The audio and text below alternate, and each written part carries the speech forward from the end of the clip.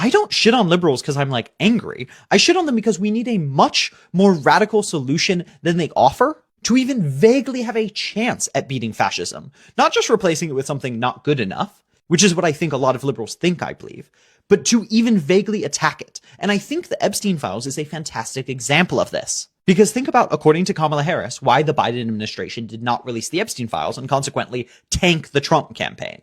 She said it was because of the independence of the Department of Justice, which, like, in an ideal world, would exist. But I want you to think about what she's weighing there. A very liberal governmental principle that actually doesn't have that much impact on real life material consequences, considering it was destroyed by their successor anyway, and the rise of that fascist successor that she said was the most important election in history.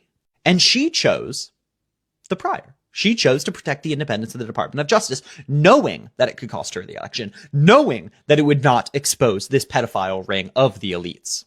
And that's based just off the purported values of liberals. They obviously don't believe them, considering they were willing to commit genocide in Palestine. I think a pretty big violation of liberal principles. And that's why I shit on liberals so much, is because they literally aren't willing to do what it takes to compromise the values they purport, to go against the people they purport to be enemies.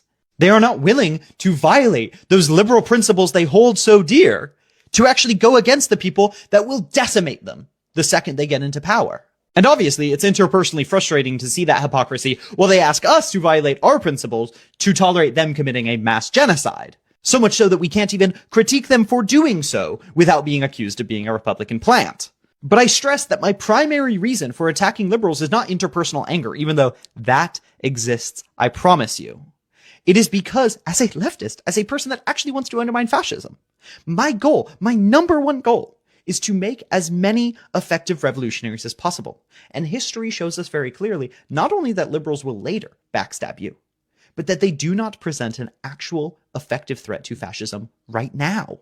And we can talk about that, from Chile to Argentina to Indonesia, how Americans and liberals both enabled and funded fascists, and in World War II, how the communists were the most effective anti-fascist force.